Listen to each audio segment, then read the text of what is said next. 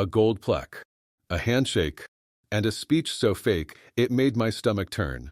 They thought I'd smile and disappear. They were wrong. It had been 17 years since I'd last stepped into the auditorium of Wilson High. The smell hadn't changed: floor wax, burnt coffee, and desperation. They'd invited me as a special guest for the school's 100th anniversary. Said they wanted to honor their longest-serving English teacher. I almost didn't go, but something about that envelope in the mail, with its flowery language and that logo I hadn't seen since 2008, it stirred something in me. My name is Richard Malone.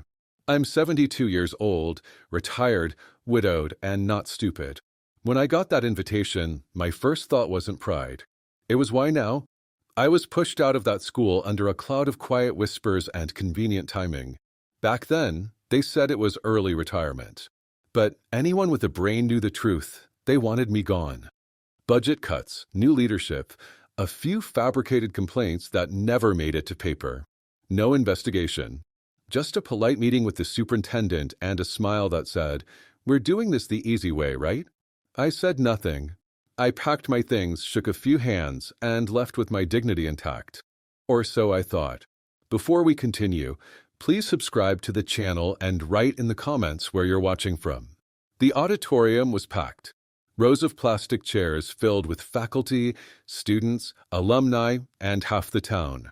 A local reporter stood near the front with a cheap camera and a fake press badge. Then I saw her, Carol Bishop, now principal of Wilson High. Back then, she was a vice principal with a spreadsheet for a soul.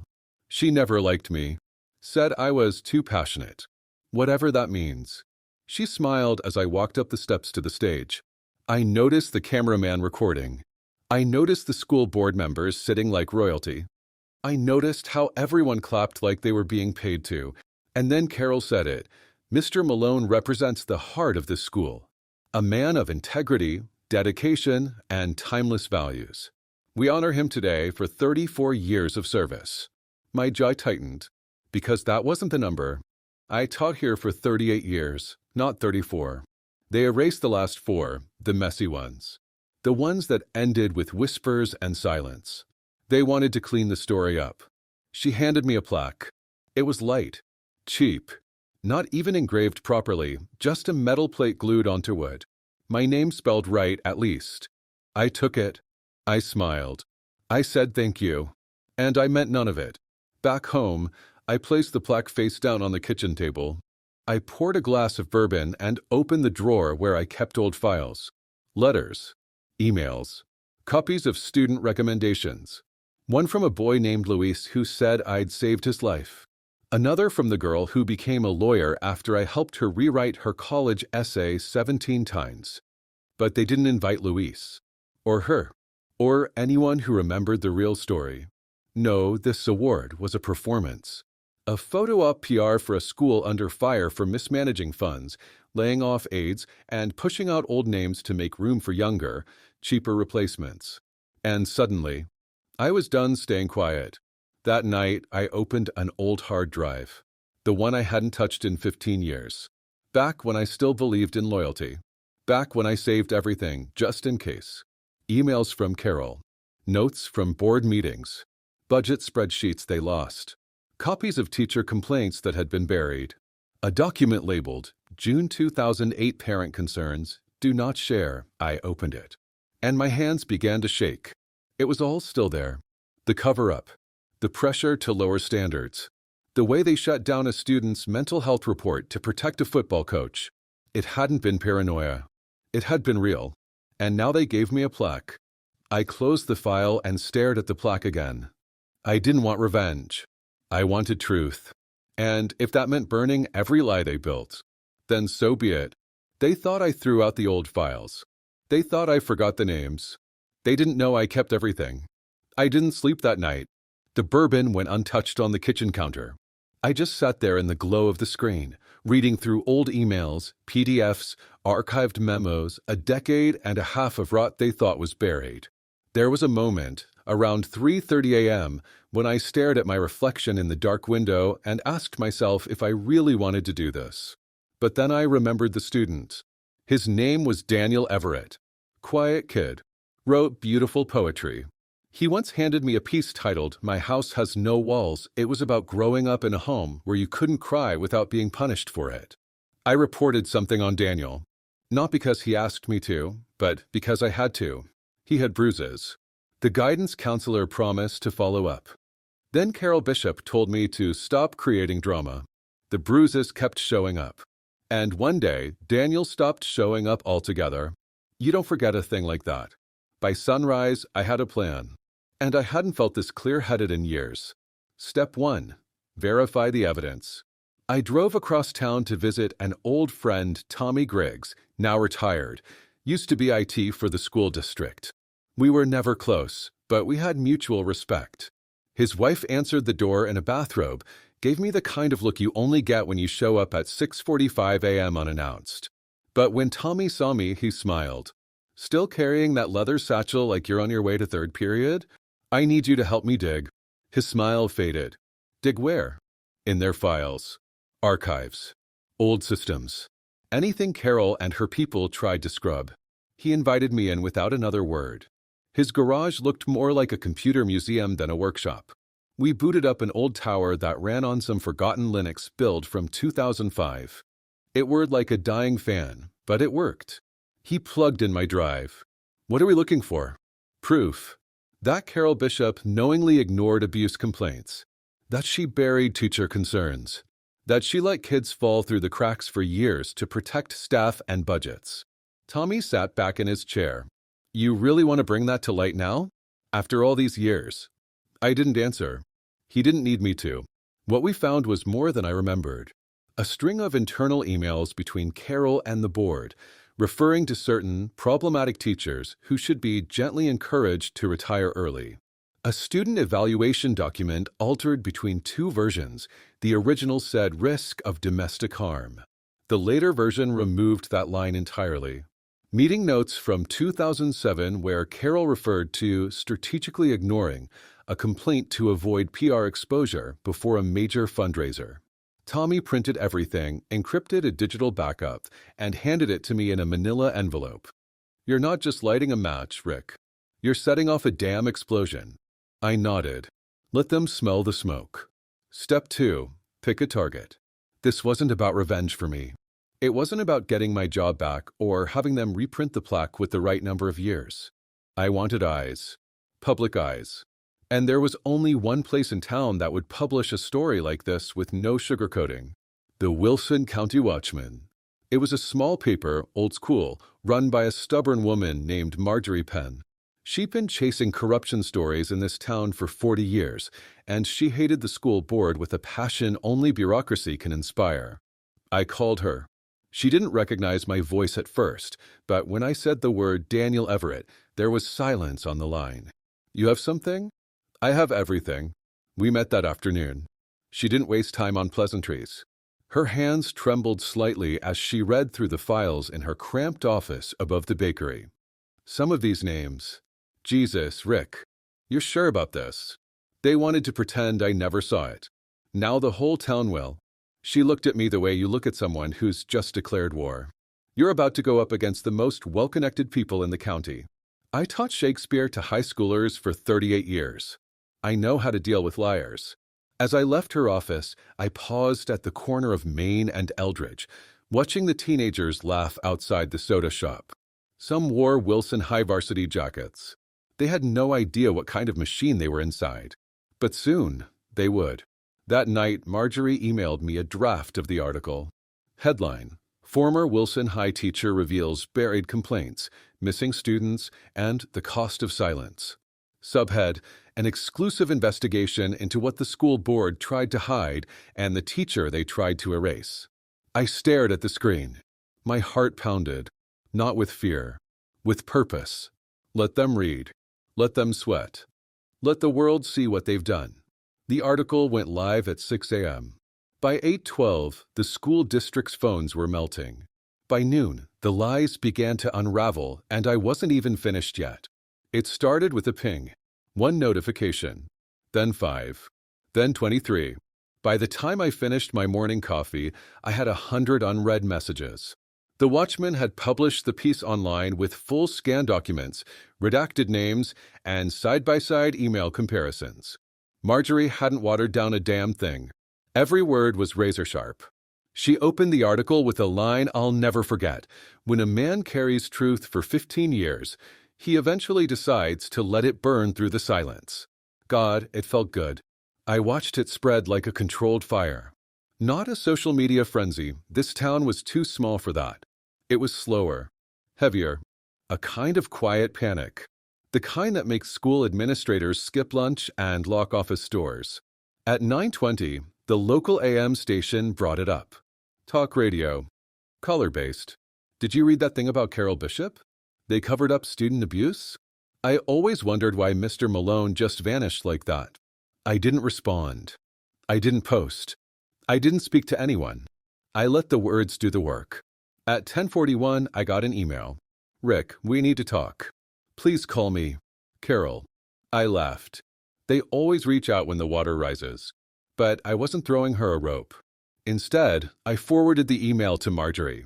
Subject line, documentation of response. By 11 o'clock, my old landline was ringing off the hook. Reporters, former students, a lawyer I hadn't heard from since '06. But one call stopped me cold. Mr. Malone, this is Daniel Everett. I had to sit down. His voice was deeper now, but I knew it immediately. I read the article. I never thought. I didn't think anyone still remembered. I thought I was just erased. No, son, I said, my throat tightening. You weren't. He paused. I could hear him breathing. I'm a teacher now, he said. Middle school. Writing. A long silence. Then, just before he hung up, thank you for not letting them bury it. I sat there a long time after that, staring at the photo of my late wife, thinking how proud she'd be, how heartbroken, how relieved. But there was still more to do, because I hadn't released everything yet. What Marjorie published was just the first layer. It was strategic enough to create pressure, enough to make them sweat. But I still had what I called the Bishop binder. Internal audits, false budgeting, a hidden slush fund. I'd held onto it for 15 years, never opened it. Until now. That evening, Carol Bishop held a press conference. The backdrop was the same auditorium where she'd handed me that cheap plaque 5 days ago. Only this time, her smile was gone. She looked like a politician caught mid-lie, and she used the oldest trick in the book. We take these allegations very seriously. We are committed to transparency and accountability. The district will launch an internal investigation. Internal, as in controlled. I turned off the TV and walked into my office. Pulled the Bishop binder from my filing cabinet. I scanned the first page. Discretionary Budget Review, 2006 to 2008. Handwritten notes in the margins. Her initials. Adjustments that never showed up in public records. This wasn't just about abuse anymore. This was fraud. I opened my laptop and typed a new email. To investigations@stateboard.gov subject, whistleblower submission, Wilson High District, Carol Bishop, financial misconduct. I attached 14 scanned files. I labeled everything clearly. And I ended with one sentence. I may be old, but I remember what the truth looks like, and I have the receipts.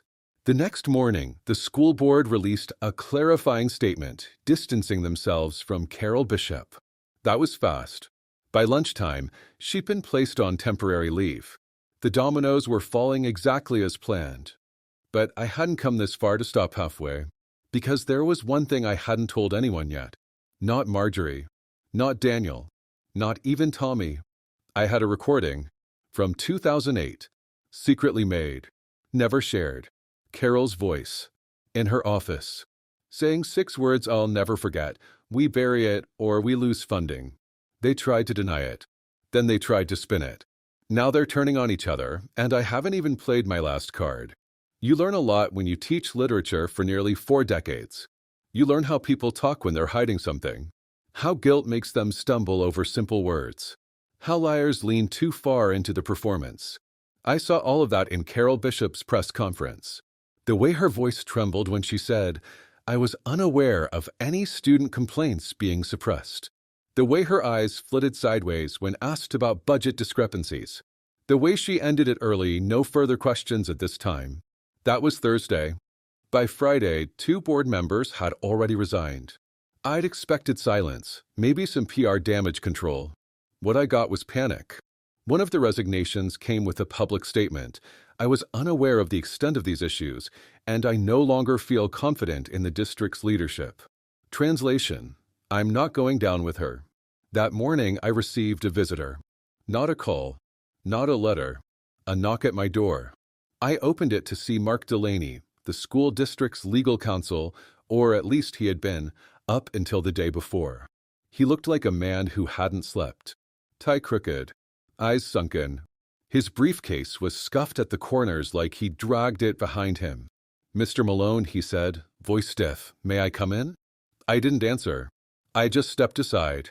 We sat at the dining table. The plaque they'd given me still lay upside down beside the salt shaker. Delaney wasted no time.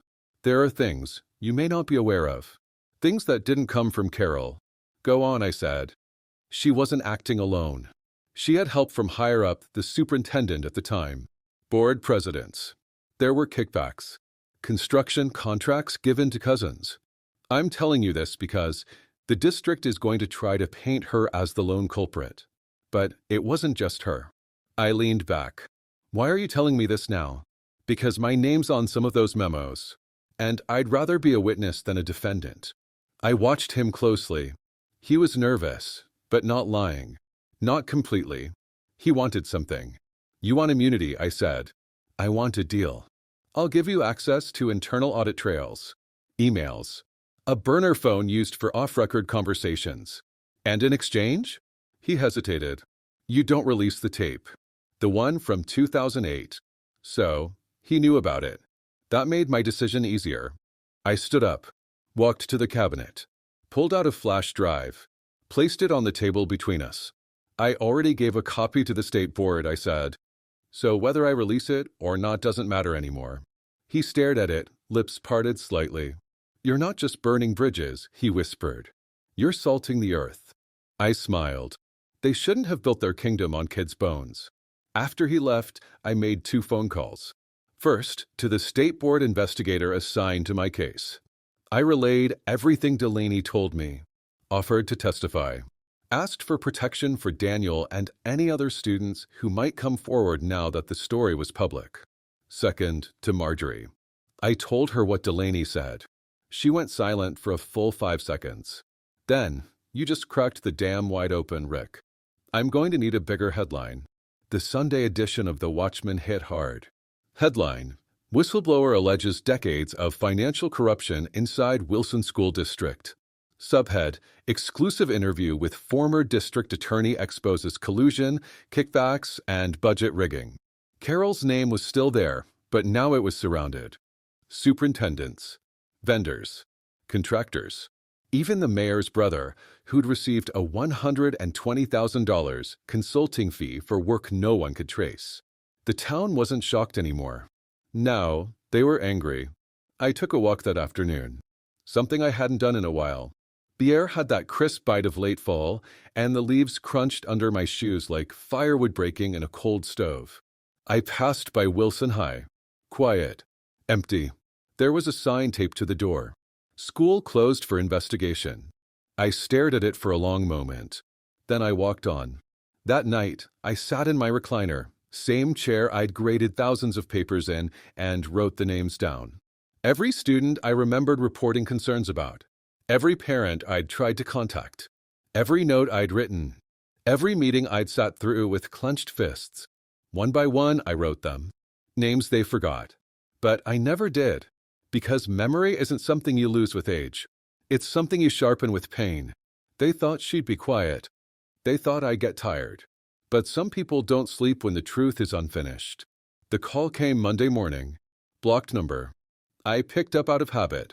"You think this makes you a hero?" Carol's voice. Calm, cold, clipped. "I think it makes me someone who remembers," I said. A pause. Then a sigh, more weary than angry. "You've destroyed my life, Richard." "No, you did that.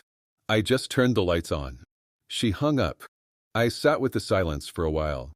That was the first direct contact she'd made since this all began. Not an apology, not a denial, just blame, the last shield of a guilty conscience. And something in her voice told me she wasn't done.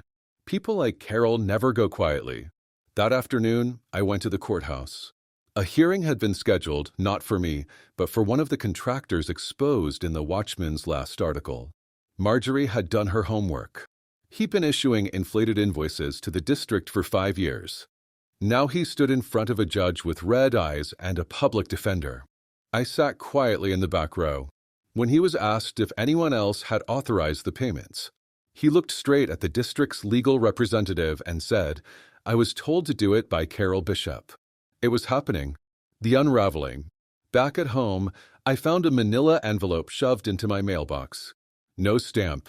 No return address. Inside, a printed email from 2010, a photo of a bank statement, a typed message. "You missed this." The email was from Carol to a company called North Hill Solutions, requesting a quote for educational consulting. The amount, $40,000. The bank statement showed that same amount deposited into an account held by someone named Meredith Bishop, her sister. Kickback. A clear one. And whoever sent it knew I was watching. That night, I scanned everything. Sent it to Marjorie, the state board, and the local prosecutor's office. I didn't trust anyone to do the right thing unless everyone saw it. Then I pulled out a notebook and wrote down one word at the top of a blank page, witnesses. Because if Carol was going to fight back, she'd need leverage. And I was going to make sure every person she ever leaned on would know the cost. Tuesday morning, the dam broke. 3 new people came forward. A retired janitor who admitted he'd been paid off to lose incident reports. A teacher who'd been forced to change grades for athletes. A former school nurse who said Carol ordered her to shred a report about a girl's visible bruises, one of the ones I'd filed. Each one gave a public statement. Each one named her. And each one handed their statements to the local news. I watched the evening broadcast from my recliner. Carol's house was being swarmed by reporters. She shoved through them, sunglasses on, face hard as stone. She had nothing to say, but she would. The grand jury had been called. The reporter's voiceover said it all. Once considered a pillar of educational leadership, Carol Bishop now faces multiple allegations ranging from negligence to fraud to the suppression of abuse reports. I muted the TV. Not because I didn't want to hear it, but because I didn't need to. I'd already lived it. And I knew what came next. The knock on my door came at 8:42 p.m. I opened it expecting a neighbor. Instead, I found Daniel Everett standing on my porch in a brown coat and tired eyes. "Hope this isn't too late," he said. "It's never too late for you, son." He handed me a small flash drive. "There's something on here you'll want." "What is it?" "A video. My mother recorded a phone call with Carol. Back in '08, after I stopped coming to school, my stomach turned. She called to ask why no one had followed up on your reports. Carol told her, some things are better left uninvestigated." I stared at the drive in my hand. Another match. Another fuse. Before Daniel left, he turned to me and said something that stuck in my chest like a nail. I always thought I was just the kid who got hurt and disappeared. But now I see I was the kid they were afraid of remembering. "You were never forgotten," I said. "You were buried. There's a difference." That night, I uploaded the recording to a secure server. Then I made 3 copies. One for the prosecutor, one for the press, and one for Carol's lawyer. Because I wanted her to know, the last word doesn't always go to the loudest. Sometimes it goes to the most patient. They brought lawyers. I brought truth. And in a courtroom full of excuses, I carried every name they tried to erase. The grand jury convened on a Thursday. Sunny morning. Quiet streets. The kind of day people usually waste on errands and coffee runs. Not me. I wore the same suit I'd worn to my wife's funeral. Dark gray. Pressed the night before. I hadn't touched it in years, but it still fit. I still fit. I wasn't the frail retiree they expected. Not anymore. As I walked up the courthouse steps, I passed Carol. She didn't look at me. Her face was stone, but her hands betrayed her. They clenched, loosened. then clenched again. Behind her, 3 lawyers followed like shadows. Don't forget to like the story if you enjoy it, subscribe to the channel, and write in the comments where you're watching from. Inside the hearing room, I was called to testify. Sworn in. Directed to the witness stand. The room wasn't full. These weren't the kind of hearings you see on TV. No cameras. No cheering crowds. Just quiet professionals with notepads and sharp eyes. The district attorney began with the basics. My employment history. Years of service. My early retirement and the circumstances surrounding it. Then came the deeper questions. Mr. Malone, did you file reports regarding potential student abuse during your time at Wilson High? Yes. Were those reports followed up on? No. They were buried. By whom? Principal Carol Bishop. Sometimes directly. Sometimes through silence. I didn't raise my voice. I didn't need to. Truth doesn't require volume. Just clarity. Then they brought out the evidence. The emails. The doctored budget documents. The shredded reports recovered from a file dump thanks to Marjorie's team. The bank statements. The audio recording from Daniel's mother. Each one like a hammer blow. Each one matched with a paper trail. Carol's legal team objected. Claimed fabrication, misunderstanding, context. But context was already here. His name was Daniel Everett. They called him next. Daniel walked in wearing a plain black tie. Hair combed neatly. Eyes focused. 30 years old now, but his voice still carried the weight of the boy they'd failed. His testimony wasn't long, but it landed like thunder. He described the bruises, the silence, the way I'd tried to help, the way Carol ignored it. And then he said something no one in that room will ever forget. If Mr. Malone hadn't said something, I might not be here today. If Carol Bishop had said something, I might have been okay a lot sooner. One saved me. The other erased me. Carol's lawyers didn't cross-examine him. They couldn't. The rest of the day was a blur of timelines, signatures, and documents. Names I hadn't heard in years came back, attached to shameful acts and whispered warnings. I sat and watched as the world I'd once taught in came apart, not from vengeance, but from exposure. That evening, as I left the courthouse, a reporter caught up to me. She looked young, maybe 22, holding a shaky recorder. Mr. Malone, why now? Why after all these years?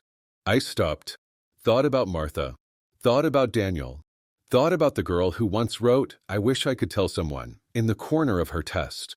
Then I said, because silence lets the rot grow, because people believe what they're told, and because they gave me a plaque when they owed me the truth. Friday morning, Carol resigned. The school board released a carefully worded statement, acknowledging mistakes, appreciating service, committed to moving forward. I didn't read past the first sentence, because the court wasn't done with her. The DA had filed charges, tampering with official documents, obstruction, reckless endangerment, and criminal negligence. She turned herself in quietly. No press, no speech. The next day, I went for a walk past Wilson High. The chain-link fence had a new sign. Under administrative review, temporarily closed. I stared through the bars at the empty halls. The banners for sports teams. The mural I helped paint in 1994 with a group of honor roll kids. And I smiled. Because sometimes, a place needs to fall apart before it can become something worth building again. That night, Daniel called. "Looks like it's almost over," he said. "No," I told him. "It's just beginning." Because he was teaching now. And so were others, students who had been failed but not broken. And maybe, just maybe, they'd never need to carry a file of buried reports to feel heard. She tried one last lie, one final move, and she made it in front of the judge. Big mistake. The courtroom was fuller now. No cameras still. No press allowed. But word had spread. I could see the gallery packed with quiet faces. A few teachers I hadn't seen since my retirement. Parents. Even some former students, gray at the temples, holding hands with their own kids. Carol walked in flanked by her new lawyers. Different from the last batch. These ones looked sharper, colder. They didn't sit next to her. They sat in front of her, as if protecting her from herself. She wore a navy blazer. Hair pulled back. No jewelry. She looked small, but not sorry. Never sorry. The judge reviewed the charges again. Tampering with educational records, obstructing investigations, knowingly ignoring evidence of abuse, conspiring to commit financial fraud. Then he looked at her. Miss Bishop, you've been offered a plea agreement. Are you prepared to accept the terms? Her lawyer stood. Your Honor, with the court's permission, my client would like to make a brief statement before accepting. I leaned forward. I knew that tone. That setup. They were going to play the victim card. Carol stood. She turned not toward the judge, but toward the gallery. Her voice was calm, practiced, political. This has been a difficult time for me and my family. I served Wilson High with dedication for nearly 2 decades. I made decisions that, in hindsight, may have caused harm. But I was never alone in those decisions. I acted under pressure. I followed the direction of my superiors. I trusted others to handle matters that weren't mine to oversee. And then, the line that made my jaw tighten, and frankly, Mr. Malone's vendetta has clouded the truth. You could feel the shift in the room. Someone actually gasped. I didn't move, didn't blink. Just let her finish. The judge tapped his gavel once, a warning. Ms. Bishop, he said, this is not a forum for shifting blame. This is sentencing, not spin. If you have nothing to add regarding remorse or restitution, I only ask the court to consider the full picture, she interrupted, voice rising. Not just one man's campaign to rewrite history. That was it. That was her last move. And it backfired. The prosecutor stood. No drama. Just a folder. He opened it and handed a single page to the judge. We'd like to enter this into the record. A full transcript of Ms. Bishop's 2008 call with the parent of Daniel Everett, in which she admits, verbatim, some things are better left uninvestigated. The judge read silently. Carol's lawyers didn't look up. Then the judge said, without emotion, plea deal revoked. Gasps. 2 reporters outside the doors stood up to check their notes. Carol swayed slightly, but didn't sit. Her lawyer whispered something in her ear. She shook her head like a child being told they can't have dessert. The judge was done being patient. Ms. Bishop, you are hereby remanded for trial. The state will proceed on all charges. And just like that, her last card crumpled in her hand. Outside the courthouse, the air was sharp. Cameras waited now. They'd been barred from inside, but word had gotten out. Marjorie stood beside me. She didn't say anything, just handed me the next day's headline draft. Bishop's Fall, the educator who turned her back on children faces trial, below it, a smaller subhead, and the teacher who wouldn't let her get away with it. I didn't like the spotlight. But I nodded anyway, because this wasn't about me. That night, Daniel called again. I heard what she said about you. In court. I've been called worse, I said. She's finished, right? No, I said. She's exposed. That's better. Later, I sat at the kitchen table. Same spot where I'd graded papers, written recommendations, calculated mortgage help for students' families. And I wrote one more list. Names of every teacher who had backed me. Every parent who'd reached out. Every student who had messaged since the article. I wrote until my hand cramped. Because this wasn't just about the fall of one woman. It was about how many people stood back up when she fell. They gave me a plaque. She gave me a courtroom. But I gave her something she never expected, a legacy she can't erase. The trial date was set. 3 months out. But it didn't matter anymore. The court had already ruled on something far more powerful than guilt or innocence, reputation. And hers was finished. The news cycle hadn't died down. If anything, it had evolved. Editorials, podcasts, even a short feature on state TV about systemic failures in small-town schools. Carol Bishop's name became a case study, not for leadership, but for neglect, deceit, and the cost of silence. And in every headline, my name was there too. Not because I wanted it, because I refused to let it disappear. One morning, I opened my mailbox to find a letter. Not typed. Handwritten. The envelope was blank, no return address. The handwriting was rough, pressed too hard into the paper. Inside, a single page. You ruined my life. I hope you're happy being a hero to people who never cared when it counted. I was the only one holding it all together. You destroyed what little good was left. No signature. But I didn't need one. I folded the letter, tucked it into a folder with the rest of her legacy. I wasn't angry. I just felt sorry. Sorry she still thought silence was strength. A week later, the school board voted to rename the auditorium. They asked me to attend the ceremony, said it was the least they could do. I declined. Instead, I sent them a letter to read aloud. If you want to honor me, don't put my name on a wall. Put it in the training manual for your next principal.